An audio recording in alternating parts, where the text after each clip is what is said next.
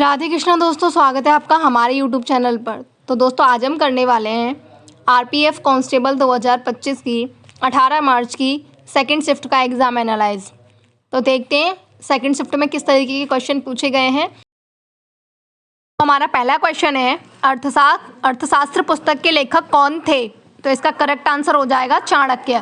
चाणक्य को आपको पता होगा 3 नामों से जाना जाता है। इनको विष्णुगुप्त भी कहते हैं और कौटिल्य भी कहते हैं। इनके 3 नाम हैं। अर्थशास्त्र के लेखक में इन तीनों में से कोई भी ऑप्शन में आए, चाणक्य या विष्णुगुप्त या कौटिल्य, आपको टिक कर देना है क्योंकि ये तीनों एक ही व्यक्ति के नाम है। ठीक है, ये मौर्य वंश के संस्थापक द्रगुप्त मौर्य के प्रधानमंत्री थे। अर्थशास्त्र उनकी महत्वपूर्ण कृति है। ठीक है, अर्थशास्त्र लेखक किसने लिखी है, तो कौटिल्य बोलो या चाणक्य बोलो या विष्णुगुप्त बोलो, एक ही बात है। ठीक है, नेक्स्ट क्वेश्चन है खानवा का युद्ध किस वर्ष में हुआ था। इसका करेक्ट आंसर है 1527 में। खानवा का युद्ध जो है 1527 में हुआ था। पानीपत की पहली लड़ाई 1526 में बाबर और इब्राहिम लोदी के बीच लड़ी गई थी और खानवा का युद्ध जो था वो बाबर और राणा सांगा के बीच में लड़ा गया था 1527 में। और 1528 में बाबर ने राजपूतों के साथ चंदेरी का युद्ध किया था और 1529 में मोहम्मद लोदी और बाबर के बीच घाघरा का युद्ध हुआ था। तो बाबर के युद्ध पूछ लिए जाते हैं कि बाबर ने कितने युद्ध लड़े और कौन कौन से सन में लड़े। तो आप लोग यहाँ से इन चारों युद्धों को याद कर लेना और इनके सन भी याद कर लेना। बाबर से रिलेटेड क्वेश्चंस अधिकतर वैसे पूछे जाते हैं और उससे युद्ध से ज़्यादा पूछे जाते हैं कि उसने कौन सा वाला युद्ध किस सन में लड़ा है। तो आप लोग यहाँ से ना बाबर के इन चारों युद्धों को और इनके सनों को याद कर लेना और बाबर ने किससे लड़े हैं ये पॉइंट्स को भी ज़रूर याद कर लेना क्योंकि यहाँ से क्वेश्चन आपके एग्जाम में बन सकते हैं। ठीक है, इसी के साथ चलते हैं हम लोग अपने नेक्स्ट क्वेश्चन पर और देखते हैं नेक्स्ट क्वेश्चन क्या है। तो हमारा नेक्स्ट क्वेश्चन है 1857 के विद्रोह में लखनऊ का नेतृत्व किसने किया था। तो इसका करेक्ट आंसर हो जाएगा बेगम हजरत महल ने। किसने किया था, लखनऊ से नेतृत्व कौन कर रहा था, बेगम हजरत महल कर रही थी। मैंने आपको बताया था कि 1857 की क्रांति बहुत ज़्यादा इंपॉर्टेंट है, उससे नेतृत्वकर्ता बहुत पूछे जाते हैं। कभी कि बिहार से कौन कर रहा था या नाम दे दिया जाएगा कि ये कहाँ से कर रहे थे। तो यहाँ पे पूछा गया लखनऊ से कौन कर रहा था, तो लखनऊ से कर रही थी ये बेगम हजरत महल। और एक बिहार के जगदीशपुर से बहुत पूछा जाता है, उससे कर रहे थे कुंवर सिंह। ठीक है, नेक्स्ट क्वेश्चन था Tata iron and steel company की स्थापना कब हुई थी। तो इसका करेक्ट आंसर है 1907 में हुई थी। टाटा आयरन एवं स्टील कंपनी की स्थापना दोराबजी टाटा ने 25 अगस्त 1907 को जमशेदजी टाटा समूह के हिस्से के रूप में की थी। ठीक है, ये जो Tata iron and steel company की स्थापना जमशेदजी टाटा ने की थी और इसकी स्थापना दोराबजी टाटा ने की थी। ठीक है, यह 1910 में बनकर तैयार हुआ था लेकिन 1911 में इसमें उत्पादन शुरू हुआ था। इसको टिस्को के नाम से भी जाना जाता है। ठीक है, नेक्स्ट क्वेश्चन है भारतीय संविधान का अनुच्छेद 40 किससे संबंधित है। देखो अनुच्छेद 40 जो है ये पहली वाली शिफ्टों में भी आ चुका है, ये ग्राम पंचायत से संबंधित है। यह प्रकट करता है कि राज्य ग्राम पंचायतों को व्यवस्थित करने के लिए कदम उठाएगा। यह उन्हें ऐसी शक्तियों और अधिकारों से संपन्न करता है जो उन्हें स्वशासन की इकाइयों के रूप में कार्य करने में सक्षम बनाएंगे। इसी के साथ चलते हैं हम लोग अपने नेक्स्ट क्वेश्चन पर और देखते हैं। देखिए दोस्तों, आर्टिकल जो हैं वो बहुत ज़्यादा पूछे जा रहे हैं और डीपीएसपी से रिलेटेड आर्टिकल ज़्यादा पूछे जा रहे हैं और 36 से लेकर 51 तक के बीच में। तो आप लोग इनको ज़रूर याद कर लेना। मैंने आपको जब भी मैं एनालाइज कराती हूँ मैंने आपको बताया कि डीपीएसपी बहुत इंपॉर्टेंट है।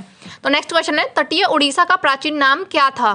तो इसका करेक्ट आंसर है कलिंग है। कलिंग का मैंने आपको इससे बताया था कि कलिंग जो है, कलिंग एक जगह है जहाँ पे कलिंग का युद्ध हुआ था 261 BC में, अशोक ने किया था। ठीक है, तटीय उड़ीसा का प्राचीन नाम कलिंग था। 261 ईस्वी में कलिंग युद्ध मौर्य सम्राट अशोक द्वारा कलिंग पर आक्रमण किया गया था। उड़ीसा और उत्कलन भी उड़ीसा के पुराने नाम है। भारत की सबसे तटीय लैगून चिल्का झील भी उड़ीसा में ही है। तो यहाँ से आपको पता चल गया कि वो चिल्का झील जो है उड़ीसा में है और 261 ईसा पूर्व जो कलिंग का युद्ध हुआ था वो भी अशोक के द्वारा किया गया था। ठीक है, और उड़ीसा में ही था, उड़ीसा में ही ये जगह। नेक्स्ट क्वेश्चन है संविधान का 100वां संशोधन किससे संबंधित है। तो इसका करेक्ट आंसर है संविधान के 100वें संशोधन अधिनियम 2015 ने 1974 में के भूमि सीमा समझौते और 2011 के इसके प्रोटोकॉल के अनुसरण में भारत द्वारा कुछ क्षेत्रों को अधिग्रहण और बांग्लादेश को कुछ क्षेत्रों के हस्तांतरण को प्रभावी बनाया था।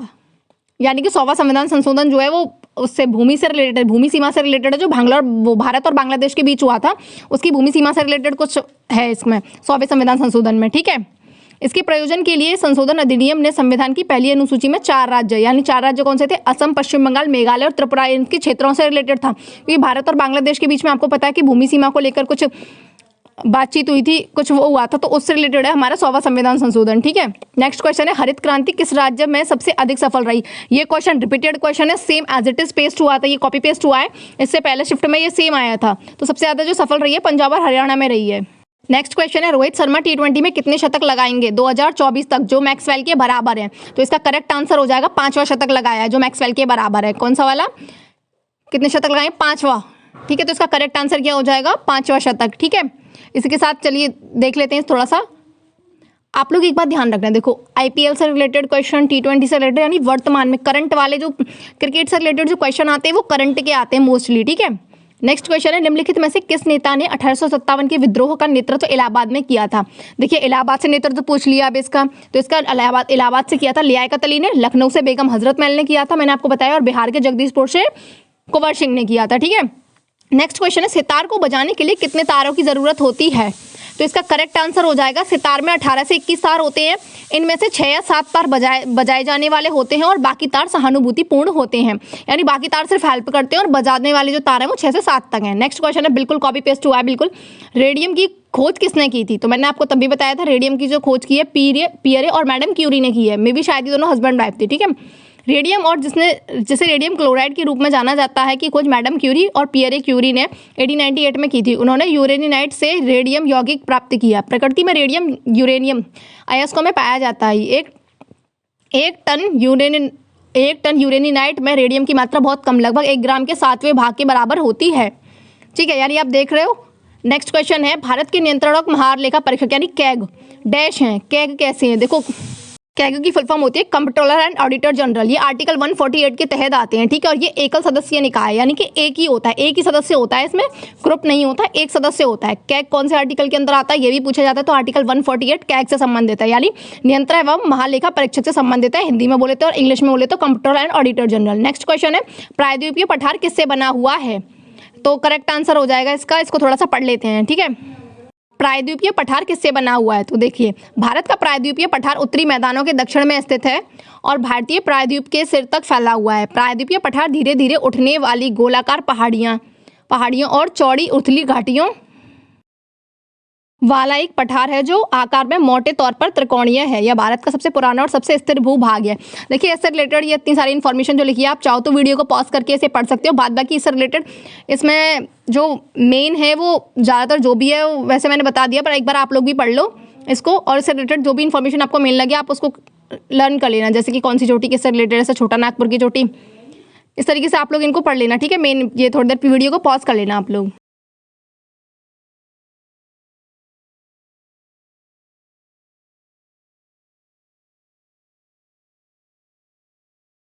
इंपॉर्टेंट जो भी आपको दिख रहा है आप उसमें से इंपॉर्टेंट पढ़ लेना। ठीक है, जो भी आपको लग रहा है। बाद बाकी मेरे ख्याल से तो इस पूरे को पढ़ने की ज़रूरत आप लोगों को है नहीं है। तो इसी के साथ अब हम लोग अपने नेक्स्ट क्वेश्चन की तरफ चलते हैं और देखते हैं कि नेक्स्ट क्वेश्चन क्या था। ठीक है, तो नेक्स्ट क्वेश्चन है, हमारा मैंग्रोव वनस्पति पाई जाती है, यानी मैंग्रोव वनस्पति जो है वो कहाँ पर पाई जाती है?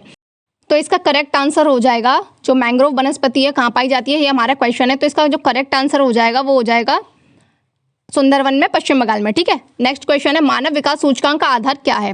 तो इसका करेक्ट आंसर है स्वास्थ्य, शिक्षा, जीवन स्तर, यानी 3 चीज़ों से मापा जाता है मानव विकास सूचकांक को। ठीक है, इसको इंग्लिश में इसकी जो है मानव विकास सूचकांक को हम HDI के रूप में भी डिनोट करते हैं हम लोग। ठीक है, नेक्स्ट क्वेश्चन है, किस वर्ष ईस्ट इंडिया कंपनी को पूरी तरह समाप्त कर दिया गया था तथा भारत पर ब्रिटिश सरकार का पूर्णतः अधिकार हो गया था? तो इसका करेक्ट आंसर हो जाएगा 1858। भारत में ईस्ट इंडिया कंपनी यानी EIC का शासन 1757 में आरंभ हुआ था और 1857 के विद्रोह के बाद 1858 में कंपनी का शासन समाप्त हो गया था। भारत सरकार अधिनियम 1858 के द्वारा भारत पर ब्रिटिश सरकार का प्रत्यक्ष नियंत्रण। हम लोग अपने नेक्स्ट क्वेश्चन पर। ठीक है, तो हमारा नेक्स्ट क्वेश्चन है, विश्व प्रसन्नता सूचकांक 2024 में प्रथम देश कौन सा है? तो इसका करेक्ट आंसर हो जाएगा फिनलैंड। फिनलैंड जो है प्रथम स्थान पर रहा है। इस रिपोर्ट में विश्व प्रशंसा सूचकांक 2024 में 143 देशों ने भाग लिया था, जिसमें से फर्स्ट नंबर पर फिनलैंड था। ठीक है, नेक्स्ट क्वेश्चन है, NH2 कहाँ से कहाँ तक है? तो इसका करेक्ट आंसर हो जाएगा दिल्ली से लेके कोलकाता तक। NH2 दिल्ली से कोलकाता तक जाता है, जो 1465 किलोमीटर लंबा है। ठीक, भारतीय अंतरिक्ष अनुसंधान संगठन इसरो के सूर्य मिशन आदित्य L1 ने 6 जनवरी 2024 को सूर्य पृथ्वी प्रणाली के लैग्रेंज पॉइंट 1 यानी L1 पर पहुंचा था। यह मिशन 2 सितंबर 2023 को आंध्र प्रदेश के श्रीहरिकोटा से शुरू हुआ था। यानी कि पूछा जाए कि L1 जो है कहाँ, L1 की लॉन्चिंग है वो कहाँ से हुई थी? तो 2023 में 2 सितंबर को आंध्र प्रदेश श्रीहरिकोटा से हुई थी। ठीक है, आज़ादी के समय भारत की करीब 75% आबादी कृषि पर निर्भर थी। कृषि ग्रामीण अर्थव्यवस्था का अहम हिस्सा थी। ज़्यादातर किसान अपने परिवार और समुदाय की जरूरतों के लिए फसलें उगाते थे। ठीक है, नेक्स्ट क्वेश्चन है आपका, वायलिन में कितने तार होते हैं? देखिए ये कुछ मतलब जानकारी दे रखी थी, तो इसका करेक्ट आंसर है वायलिन में 4 तार होते हैं।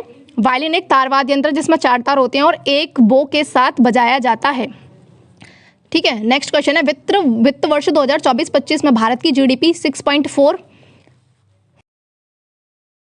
बढ़ने का अनुमान है। यह 4 साल का सबसे निचला स्तर है। साल 2023-24 की जीडीपी 8.2% बढ़ी है। ठीक है, अब यहाँ पे देखते हैं। देखिए यहाँ पे ये दे रखा है, कांडला पश्चिम तट गुजरात में है, पारादीप पूर्वी तट ओडिशा में है, JNPT पश्चिम तट महाराष्ट्र में है, मुंबई पश्चिमी तट महाराष्ट्र में है, विशाखापट्टनम पूर्वी तट आंध्र प्रदेश में है, चेन्नई पूर्वी तट तमिलनाडु में है, और कोलकाता पूर्वी तट जो है वो पश्चिम बंगाल में है, बेंगलोर पश्चिमी तट कर्नाटक, तूतीकोरिन पूर्वी तट तमिलनाडु, मोरमुगांव पश्चिम तट गोवा, कोच्चि पश्चिम तट केरल, कृष्णापट्टनम बंदरगाह पूर्वी तट आंध्र प्रदेश में है, और इसी के साथ एन्नौर पूर्वी तट जो है वो तमिलनाडु में है। तो दोस्तों आप लोग है ना राष्ट्रीय उद्यान को ज़रूर याद करके जाना। राष्ट्रीय उद्यान भी बहुत ज़्यादा पूछे जाते हैं। नेक्स्ट क्वेश्चन है आपका, शहनाई में आमतौर पर 6 से 9 छेद होते हैं जिन्हें उंगलियों से खोलकर और बंद करके राग बजाने के लिए उपयोग किया जाता है। यहाँ पे ना ये मतलब पॉइंट डाल दिए, कोई क्वेश्चन नहीं है ये वाला। नेक्स्ट ये क्वेश्चन है, पोर्ट ब्लेयर का नया नाम क्या है? तो इसका करेक्ट आंसर हो जाएगा श्री विजयपुरम।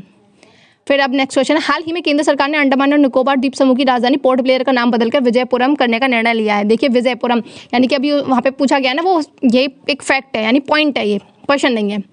ठीक है, नेक्स्ट अब यहाँ से क्वेश्चन, ये भी क्वेश्चन नहीं है। भारतीय संविधान के भाग 4 में आर्टिकल 36 है, यह राज्य को परिभाषित करता है। यानी कि आपसे पूछा जाए कि आर्टिकल 36 में क्या है, तो हम बोल सकते हैं कि हाँ राज्य की परिभाषा है। आर्टिकल 36 राज्य की परिभाषा देता है। नेक्स्ट क्वेश्चन, 1997 में उस समय के तत्कालीन राष्ट्रपति KR नारायण किस राज्य के राष्ट्रपति शासन को अस्वीकार कर दिया है? तो इसका करेक्ट आंसर हो जाएगा बिहार। क्या हो जाएगा इसका करेक्ट आंसर? हो जाएगा बिहार। इसी के साथ हम लोग चलते हैं अपने नेक्स्ट क्वेश्चन पर। देखिए क्वेश्चन ये थोड़ा सा इसके बारे में थोड़े से पॉइंट्स दे रखे हैं, आप लोग एक बार इनको पढ़ लेना, वीडियो को पॉज करके देख लेना, या तो नॉर्मली इस तरीके से पढ़ लेना, और कोई क्वेश्चन हो तो आप लोग देख लेना। ठीक है, तो इसी के साथ अपनी वीडियो को हम लोग यहीं समाप्त करते हैं। और आने वाली शिफ्टों में अगर आपका एग्जाम है तो आप लोग प्लीज़ अच्छे से इनको पढ़ लेना और फैक्टों को याद कर लेना। राधे राधे।